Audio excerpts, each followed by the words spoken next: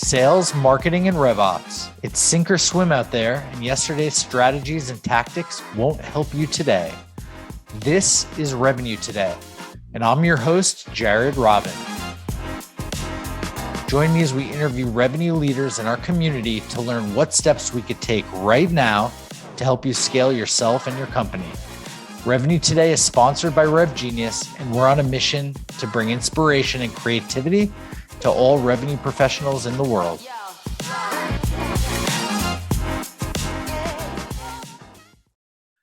Today's guest is someone that's been around me since early formation of RevGenius, somebody who I've learned quite a bit from.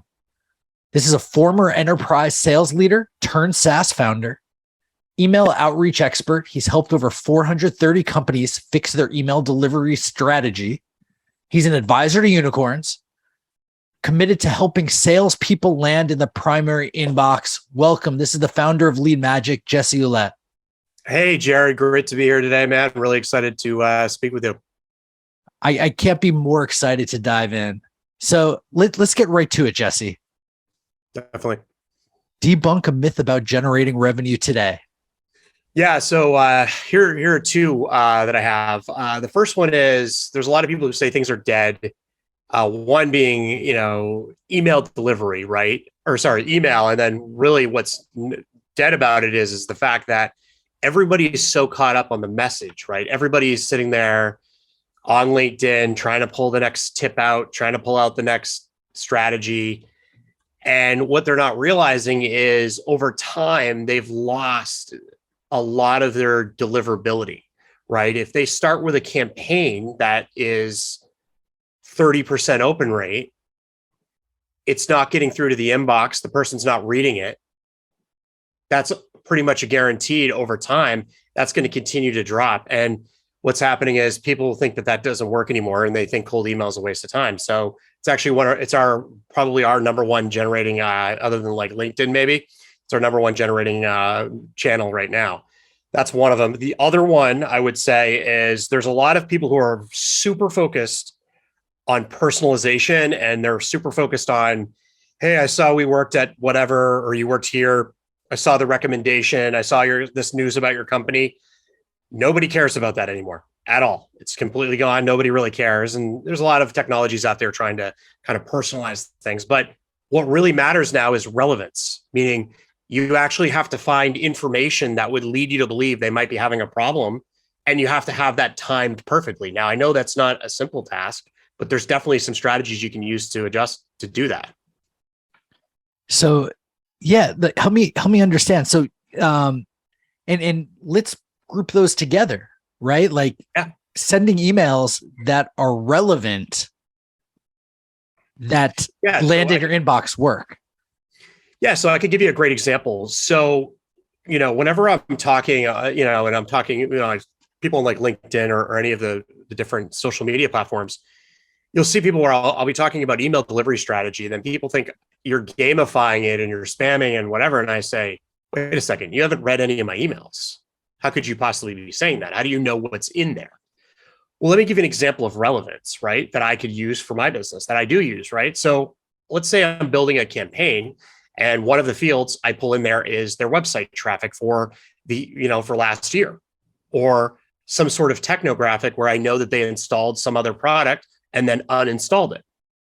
Now I'm relevant to a problem, because remember, when people are having problems, they usually hire and fire people, and then they usually buy and sell tech. They buy and get rid of technology, right? Like they don't sell it because they don't own it.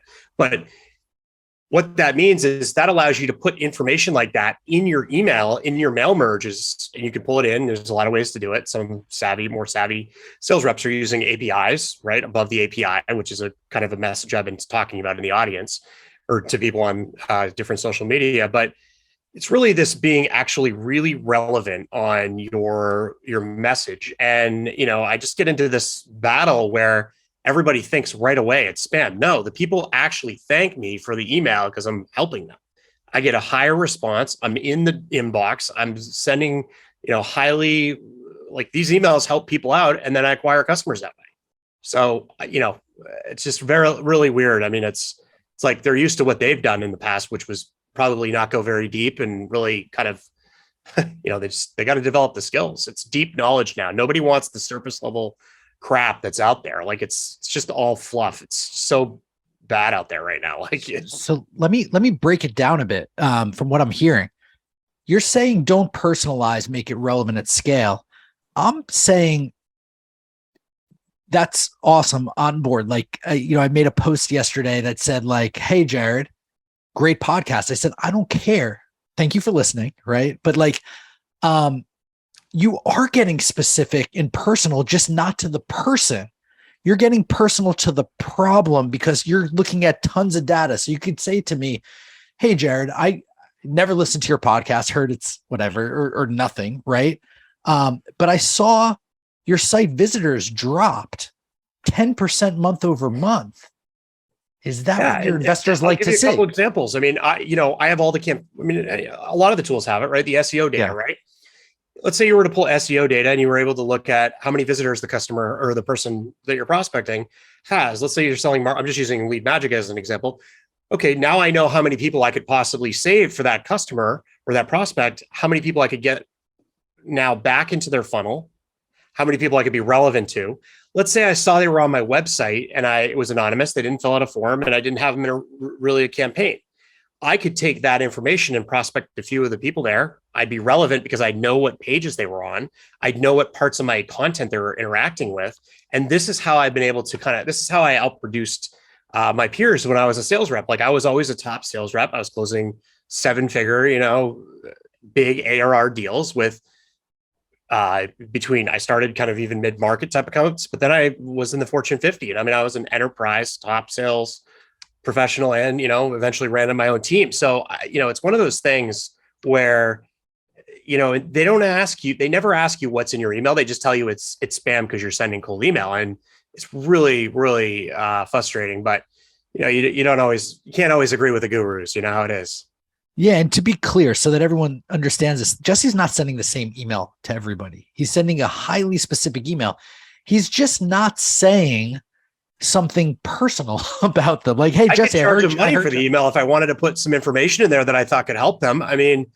Yeah, that's what's funny is like people are like, I could paywall the email if I really, if we got really crazy here, I could send them data that they could value and they could come back and say, "Hey, wow, this is valuable. Can I get more of this?" And I wouldn't even have to charge them. They'd come back to me. So I don't understand really. This is where it's like an unfair targeting. And I'm not going to cry about it because it's perfectly fine for me because it's like, it's a printing press if you really call it that, right? Like it's a great way to do it, but I just get a little annoyed by it because it's like there's a judgment factor that goes on that it's like people I call are relevant. I know who they are and I know why I'm calling them. Why do you think personalization is such like a hot item? Like, let's talk about that. Yeah. So here's what happened to the buyer. So what's happening with personalization, and it's funny because I've used every one of these tools. Like I've absolutely every one of these APIs, and I know where most of these people get their scripts from and everything. But what the personalization tools are doing, they're like, "Hey, Jared, I saw Amber left a nice reference for you on your LinkedIn account, and I thought that was really cool." So you're as a buyer, you're like, "Oh, thanks," but you're like, you're really not into. There's no real mood to like. What does that do for me? That doesn't really like. People don't want you to be personal. Like if I don't know you, I really don't want like unpopular opinion. I don't want you to be personal. I don't want you to be personal at all. If you're going to tell me about a problem, just come in at it and say, "Hey, I can help you here. This is why I noticed." Now, look, that's where the discussion starts. Then it's like, now you're going to generate a response. I might respond with, "Hey, that's not a priority right now because of this." Then you're going to have to try to reprioritize it for me if you can tell me it's a bigger problem.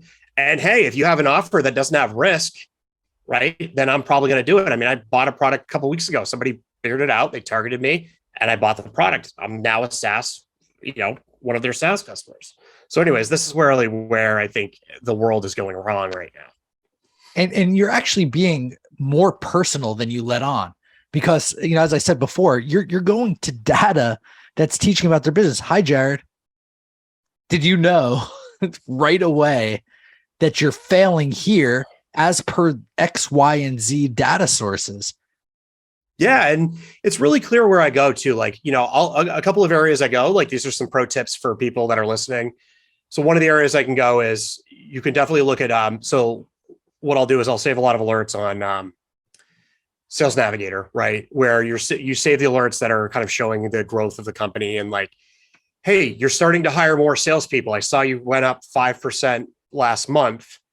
Would it make sense to talk about how we could establish a higher quality lead generation system in your company, demand gen, whatever? I saw this information. Other people we've helped have had the same problem. I know my buyer. I'm relevant. Why would I want? So I think there's a lot of bad rap on, people talk about email, and it's funny. You really can't give, like, this is another area is like, I also see the argument, well, that really gives the SDRs who are working hard or whatever a bad rap about, like, they're just, when they get a really bad one. Like I saw one of the sales leaders got a really bad, one of the CROs got a really bad, like, it was just like volume-based copy, right? Like we've all seen it. We all get it. And there was a whole group of kind of like leaders that were in there, but listen, we gave them the technology and we told them to use it like that.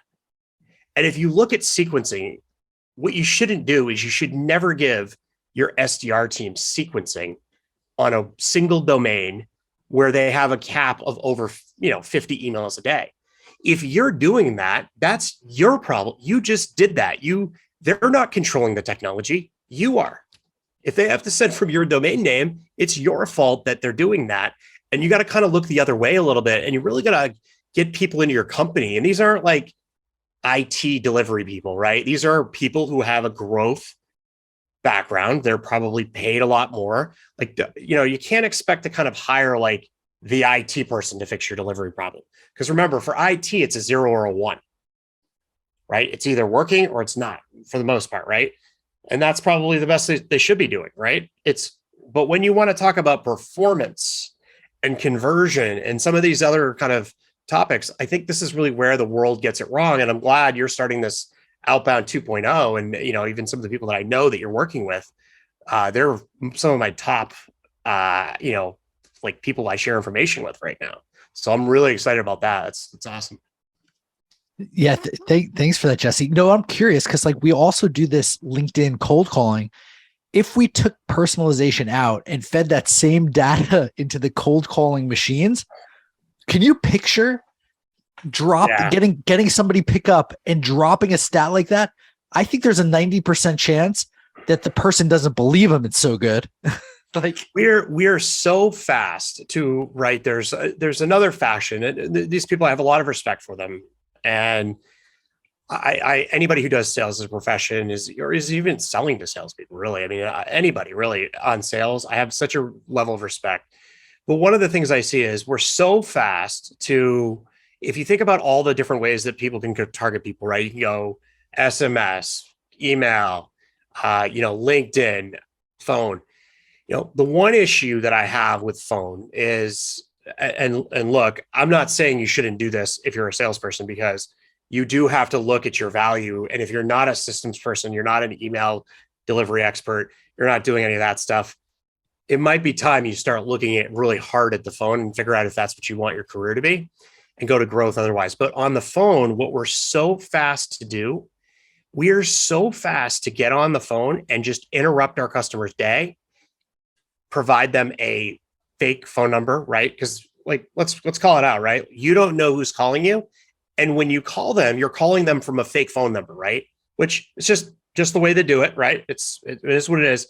All I can say is if I pick up that phone, you better have, and I'm never going to be rude to you because I love salespeople, but you better have something to actually tell me that you can help me, because now you've interrupted me. I'm with my, my child, or I'm doing some paperwork for my business. Like, you got to bring it, right? And when I say bring it, I mean, you better be relevant.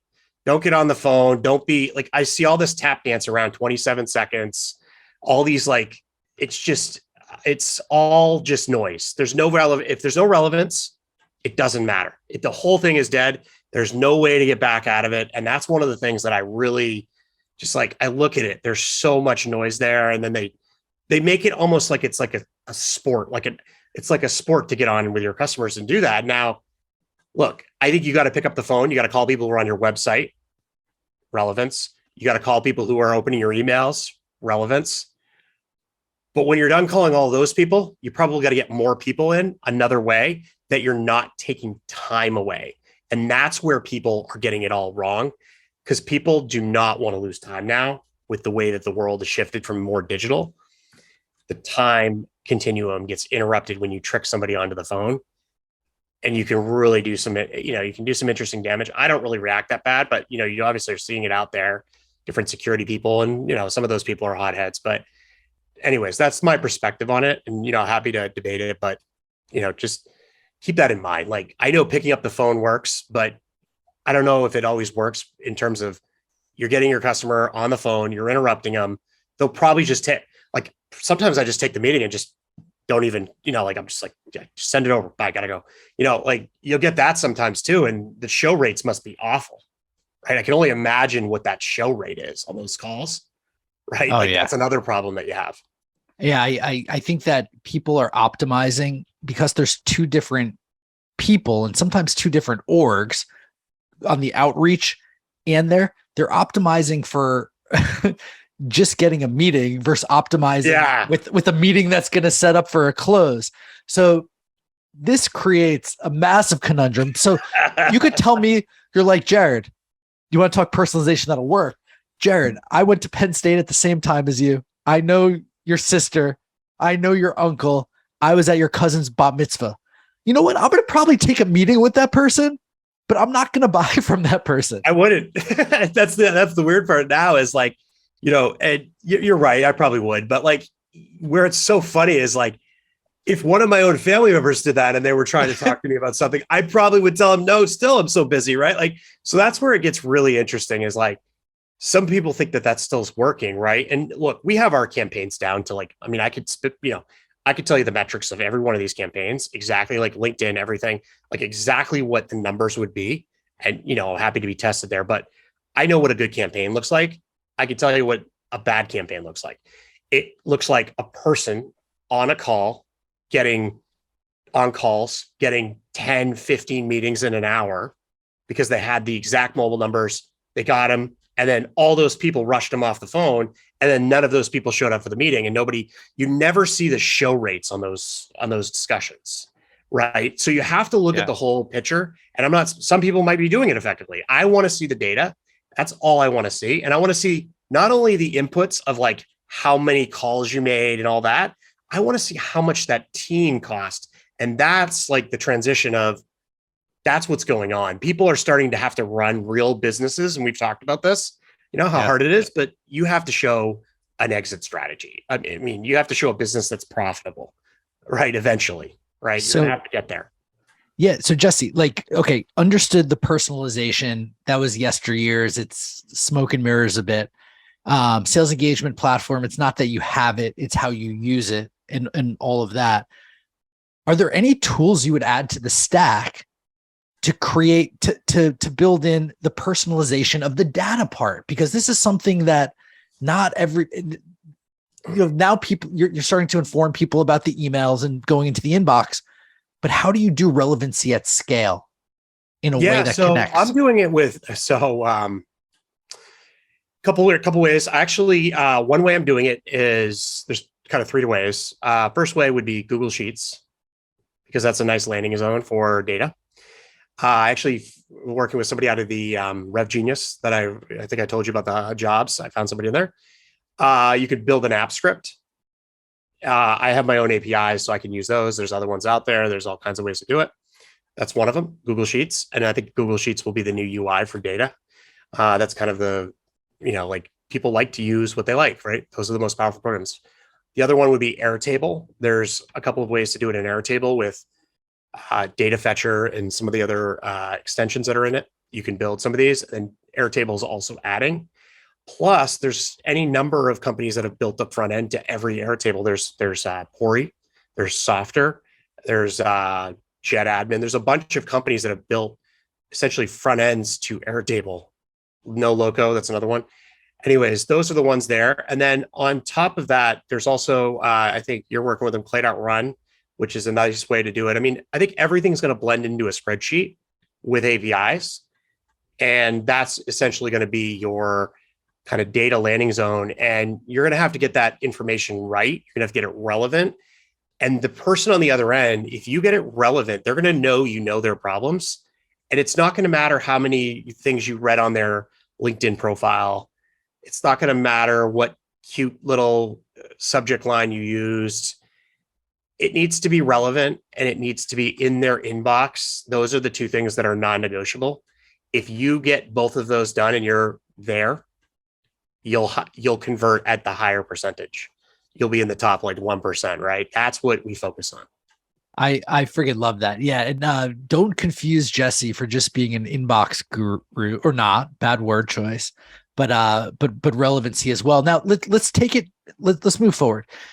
KPIs. What are the ones that are important to you today? So if breaking it down by channel, so I think if I really have to look at like a team that's prospecting, that's creating kind of lead generation, what I'm going to look at is I'm going to look at my business, I'm going to look at the cost of the team, right?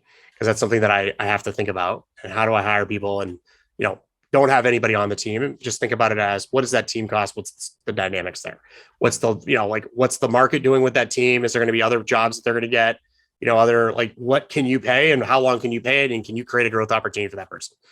But the biggest metrics I look at right now is you start out with like the impression of that buyer, like they see it and they put their attention on it. Then it's the responses. So like the attention part is like, if you're on LinkedIn, you're looking at a 30% response rate if you're connected to the person. And this is where a lot of the other people go wrong is there's so many people that are saying like on LinkedIn that are saying, don't pitch and sell. And I don't know what it's tough because everybody has their own definition of that. But if you're not out there connecting to people, you should be maxing out your connections every week of 100 to abide by the terms and services, unless you figured out a way around it. But the point is 100 connections a week. If you're talking 100 connections a week, that's 30 new, people that are going to accept your connection. You're probably maybe a 20 people that have accepted, and then you're going to get another 6 or 7 responses. That's going to be a lot of good information because remember, that person you're not catching on a cold call. They're going to have a couple of minutes to look at what you're doing, look at your landing page, which is your brand and how your company and how you present yourself. And that's the kind of metrics you should be looking at is how many times are you getting in front of your customers? And remember, you're not in front of your customers if you're in the spam folder. That's another thing, right? So you got to get in the inbox, the primary inbox. And then once the eyeballs are on it, the next metric is conversations, right? That's going to come through responses. So we look for positive and negative responses. The negatives are never that negative. They're like not interested or like, whatever. And that's kind of how you got to look at it. And you should be getting at least a 15% positive response. That's kind of how we look at the responses. And then really after that, you're pretty much one of the most efficient lead gen, strategies out there, right? What I just described. So you're not fighting with people. You're not asking for hard CTAs of a calendar invite. You're just asking if they'd be opposed to learning more. I love that. So sounds like everything's going well. What's keeping you up at night? It's always the, I know I've, just cause I failed a lot, right? Like I know I've developed some pretty, a lot of the skills I have are I've definitely failed 10,000 hours. Like I know where I am at certain parts of the go-to-market strategy. But where I get nervous is if I sometimes can scale offers against my expertise versus against what I'm trying to build. And that's any founder's kind of nightmare of like, you can go in and get a consulting deal. You can go in and get whatever. And you have something on the website and you have that. And then you got to watch churn and all that. But the problem is not taking on something that is taking a lot of your personal time. You need to be able to fulfill, right? Because you have sales and you have fulfillment, right? Customer success. And you've got to be able to do both. And you got to put a line in the sand and you got to have somebody you trust running the success part of it. And then you got to be the person that's selling if you're on the other side. And revenue is what matters, right? Obviously, there's companies, Amazon revenue, Microsoft revenue, right? Grow your company, you're gonna have to sell shit, right? So that's kind of what's out there right now. That's what keeps me up is just around, am I selling the expertise or am I selling a product that can be renewed, that can grow, that can get the customer impact, that I don't have to be 100% the number one reason. I love that. So other people that are facing the same challenge. I'm facing this challenge. The last day I was offered a Patreon spot and like whatever else. What advice would you give? I always, as much as, you look around and you just look at like the different people that are getting pretty good followings. I look at a lot of Justin Walsh's stuff. He really produces some high quality stuff. And if you look at his approach to saying no, because what happens is you start to grow and then it starts to compound, and then one thing turns into a next. Can I pick your brain? Can I do this? It's the number of no's is the question. And I'm definitely guilty here. I know there's certain areas where I've given a little too much in certain areas, and it's put me, or even like, there's times where you can put your customers in the ones that you put yourself in a bad spot. It's hard to really figure out, you're either working too much or you're stressing out, right? That's burning out, right? You don't want to do that. You'll always get the job done if you're there, but you just don't want to burn out, and you got to play the game long, and you got to kind of ignore the gurus, because, you can wake up to 3 people telling you're spamming people. And I'm like, well, what's your delivery rate? And how many of your emails are in the inbox? And how many of your customers are responding? Because those are the metrics that I look at when I think about spam. And if you think of different metrics, probably don't need to have this conversation. So, just ignoring the noise. There's a lot of people that come at you, start to rise up, but it is what it is. What excites you the most about the future, Jesse? Like there's a ton of everything now, and you're helping really evolve the future, right? You yourself, us, like together, like all of this, we're creating it. But what excites you about it? Like what? I think it's the fact that I was playing when I was working at software companies, I was always trying to get to the end. I was always playing a game of finite scores. And I think what's exciting now is there's no ending to it. Even yesterday, I lost on one of the whatever the games there, the GTM ones. And the judge was, I told the story. I was just the last place. I told the story of, building my company and everything, and I lost. It's not the first time I haven't disagreed with a solution selling sales leader, but whatever his name was, the Xerox guy there, the solution selling, I forget his name, but anyways, I look at it like the future hasn't been built yet. And there's a lot of opportunities for people to build their own SaaS products. The tools are getting easier to use. I mean, you could physically go out today, probably learn enough about no code on YouTube. You could probably do most of it, probably get a firm maybe for, to help you with like the last couple pieces of it. And then if you had some sort of brand or you knew sales and marketing, you could scale that thing up pretty quickly. And it's exciting to see that it's not just kind of the engineering group. And I think it's equally as exciting to see some of them have to come more to the sales side, and some of them are becoming amazing too. So I think what's exciting is it hasn't been created yet. You can play it long. You don't have to play it short. And I think if you look around, there's some companies that have been playing it really short, right? They took massive amounts of cash against probably even some of their founders were like, should we be taking this much money? Do we need this much money? Well, they definitely didn't need that much money, right? Like that's pretty clear. They needed to roll up their sleeves and get back to the inbox, start getting the email delivery working, start getting things that actually matter in SaaS companies, and it's like the fact that I could even build a SaaS company and compete against a company that has 100 million, in revenue, or sorry, 100 million in VC money. They don't have 100 million in revenue, but I look at that and I'm like, man, that is a change. And I hope there's more. I know you've done it, and it's great. You're creating jobs, all this. I just think it's great because there's an opportunity for everybody to do it. I don't think there's any limits. Nothing has, like, even look at Andrew, from MicroAcquire. Just look at theyese stories. They're amazing, and you just hope to be part of one of them, right? And you hope you don't lose on a storytelling contest against the guy who made the Xerox solution selling. I'm not bitter, but I'm not bitter or anything. No, I love this. I think today we're seeing sellers sell a repeatable service, right? There's platforms like a Patreon, for example, that you could get that MRR in. Tomorrow, we're going to see that person build a business because they're tired of hopping on Zoom every Tuesday at 8 p.m., writing a playbook every month, and having one-to-ones, which, by the way, is spectacular to do. But it also seems like everybody's doing it. Yeah.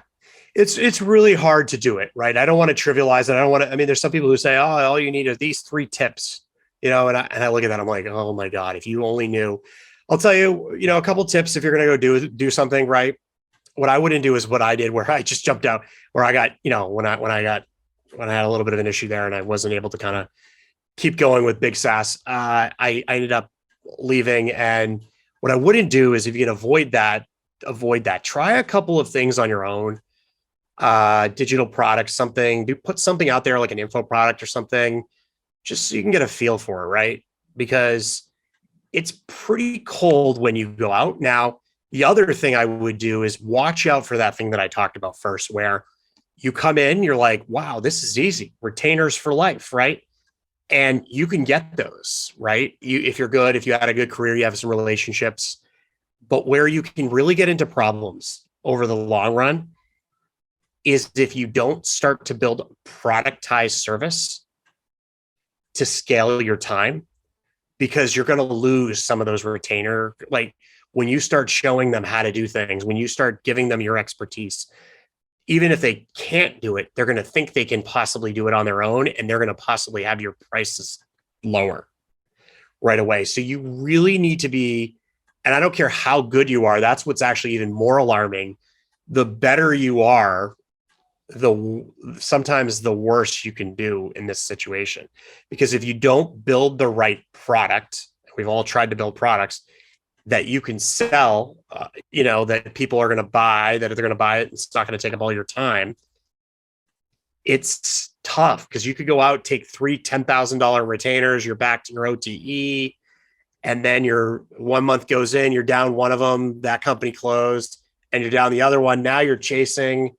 You didn't have a product going out. Like, if you haven't, so all I can say is, if you're going to leave, build an exit strategy, build a plan, which is what, join communities that have kind of people doing it.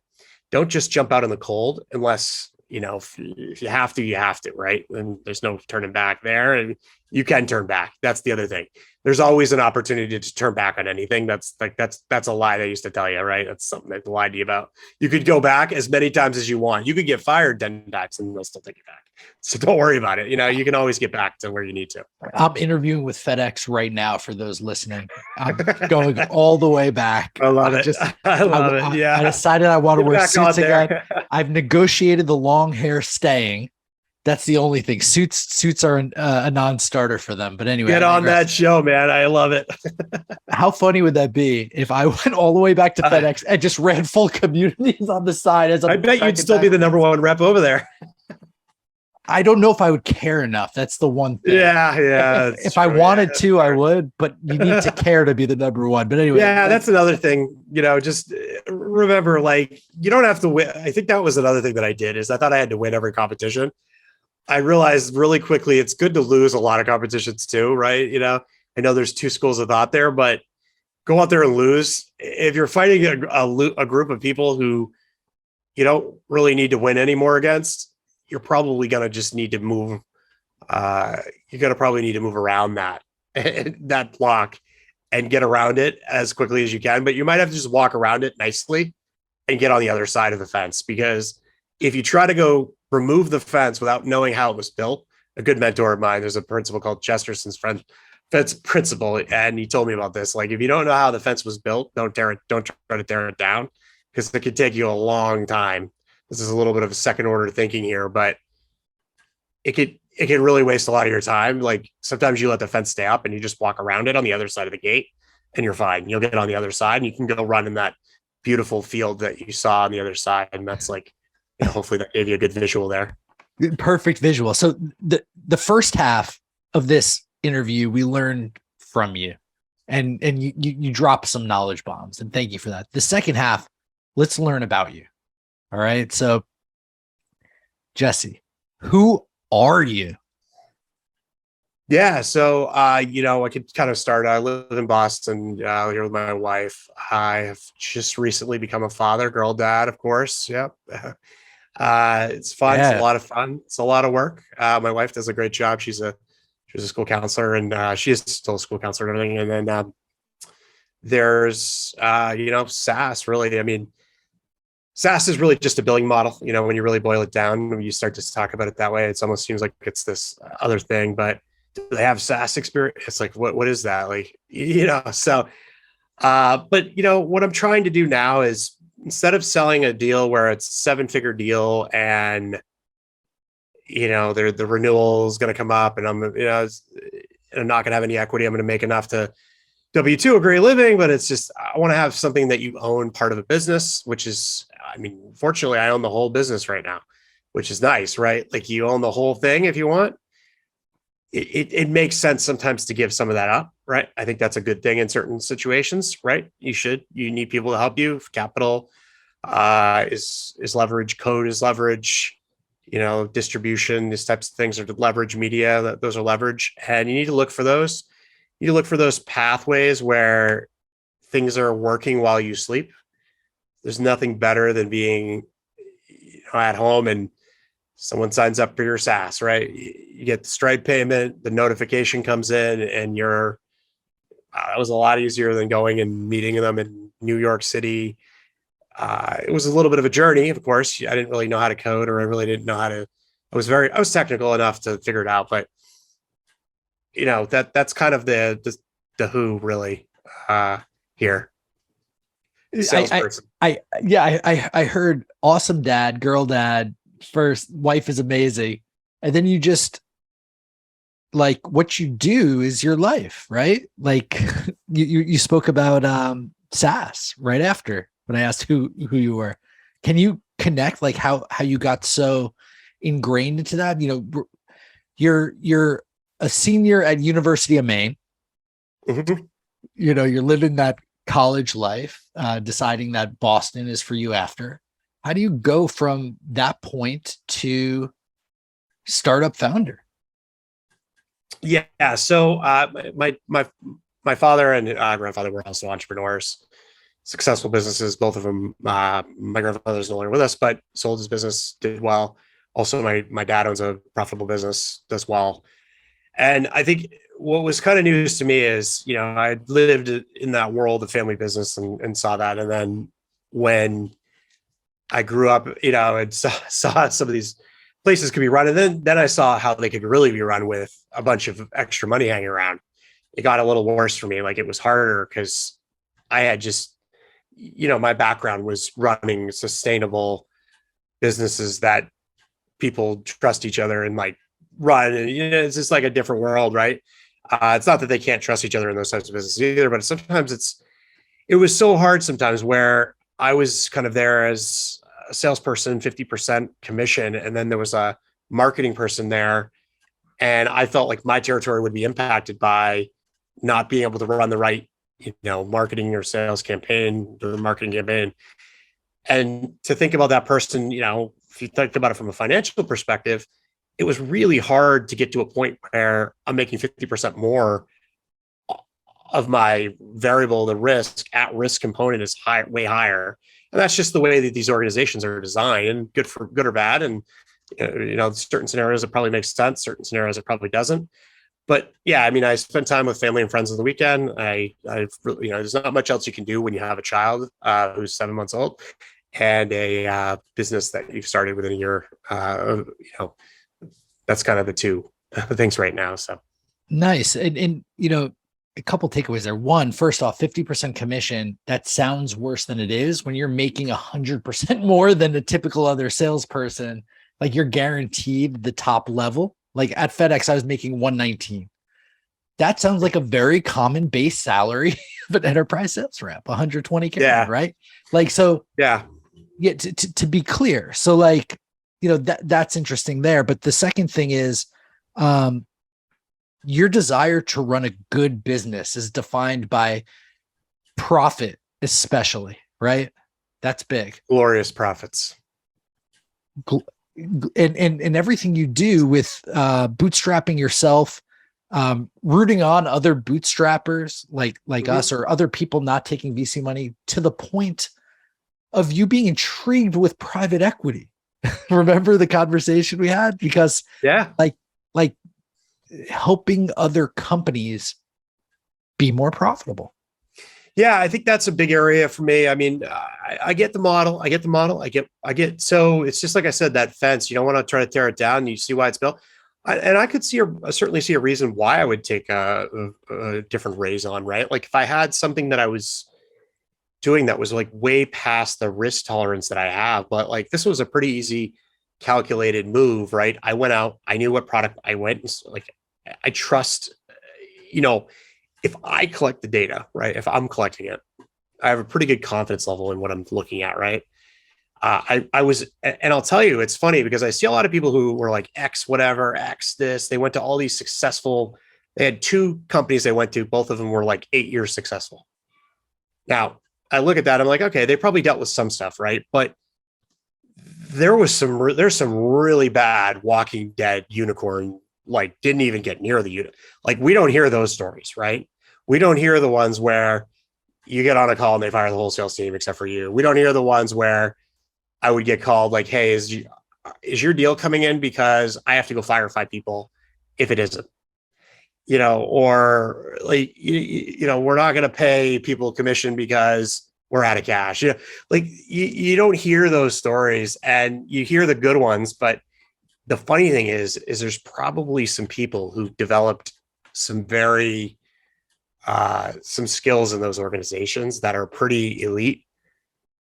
They might look jumpy. Like you could look at my resume. There was 10 jobs in 11 years, right? Every job, every one of them, I went in and I was able to produce something that was more than, you know, probably most of the reps there. And then I was able to get up and running fast, right? And that's what I look at as, you know, it's a little crazy because there's probably some really talented people that might have been overlooked there. So when I look at a resume, I look at it completely different. First of all, I don't care how, I just want to ask them, like sometimes if I say like, hey, why'd you leave there? Place sucked. They couldn't figure this out. Like, hey, that's fine. Like, once I start to extract like how I would feel in that situation, I was in a lot of those situations. And I think there's a lot of like, look at this resume. Let's get this one in there. They were at 5 successful. Those people, sometimes it's dependent on the person, but I think there's some great people that get overlooked because of that, right? You're at like 3 jumpy companies and that could be the best person on the team because they got pushed out because they were creating they wanted the plate. They had resolve, which is what happens in Six Sigma manufacturing, you know, anything out there. They had some resolve in their life and they asked for things to be done right. And they trusted everybody and everybody had to bring data with them. And if they didn't, I mean, that's kind of like you start there. If like, we're going to talk about something that's going on, we're going to look at all the information and make a decision on that. If you don't want to use that information, use the loudest guy, mostly guys in the room, right? Like that's what's going to happen. You're going to have a lot of these failed kind of broken, worn down software companies. Jesse, you'd love my old roommate, frankly. His dad gave him a deal. He'd pay for law school. All he had to do was graduate. So he went to 1 year, rang up 40 grand and dropped out. So he was on the hook for 40 grand. Moved in. His dad hooked him up with a job at Lexmark back in the day, in a new division. Guy's getting paid 80K out of college. He somehow finagled that 15 years ago, which is quite a bit at the time, right? Like it was ridiculous. Ends up being the top seller on the East Coast, crushing it. They fire everybody, but the top seller on the East Coast and the top seller on the West Coast. He stays on, pays off his 40K, and then went to companies like I don't want to I don't want to name the companies, but he figured out ways to hack. Docs and No, not even that. He just found out ways to hack the system. He's like, Jared, I know every 44 days, like it's right before the accounts are going to come. So I lay my stake here and I find people closer to the pipeline. And then I just close them. I'm like, I'm the number one here just because I've gamified the system that they created. Yeah, I think we're all trying to get our time back. I think that's kind of the thing. If I can figure out a way to build a system that will save me, a couple hours a week, I'll probably spend a week or two on it. Right. So I understand. Yeah. And that's big. What do you do outside of work, Jesse? Yeah, a lot of it's, like I said, spending a lot of time with my wife and daughter. We go a lot of Cape Cod, or New England's beautiful in the summer. Winter is a little bit tricky, but stuff like that, family, friends. That's the type of stuff. Like that's been, I live here in Boston. There's a lot to do. Like I live in the city, so there's a lot to do here. Pretty much what, my life is pretty much that right now. Well, Jesse, I respect you immensely. One for putting yourself through this road less traveled, but doing it at a high level of potential stress and welcoming your first kid in, being a great husband, and finding time for random hooligans on the internet that are building stuff, right? Like that. Those are the ones. Yeah, those are the ones that I can't say it any different. No, you're right. You know what random hooligans, because these are people doing great things their own way and thinking outside the box. That's what I love. There's a little bit of, I always say, sometimes you got to get off the rocket ship and get on the pirate ship. That's what I tell people sometimes. You get on there, you figure it out, you'll get there, you have a glass of water, you be a homie, and you're really where you need to be. Jesse, I love it. Tell people how to connect with you. How can people find sure. you? So if you just want to go to my profile on LinkedIn, DM me, that's fine. I usually respond if there's relevance there. Of course, we talked about that earlier. And then also you could go into go to leadmagic.io. That's website, helps people find out who's on their website, make it easier to call them and prospect them, more relevant, of course, like we talked about. There's been really that. There's a lot of people on Dark Social that I talk to. I'm in a lot of the different communities. You can find me in the Rev Genius, of course. Love kind of going in there. And then, so that's it. I'm also doing some audio events with you upcoming here. Or whatever. I'm really excited about that. Yeah, looking forward to this, and really appreciate the time today, Jared. Jesse, thank you so much. And for anybody listening, like Jesse's going to be doing a lot of programming in Rev Genius. Come learn something, fire up the questions. The more complicated, the more critical, mission critical. The more Jesse will go in. The more, the deeper we'll go. But thank you, Jesse. Appreciate it, man. And thank you for listening. If you learned something today or laughed, tell somebody about this podcast. Thanks again, man. Appreciate you. And this has been another exciting episode of Revenue Today. See you next time.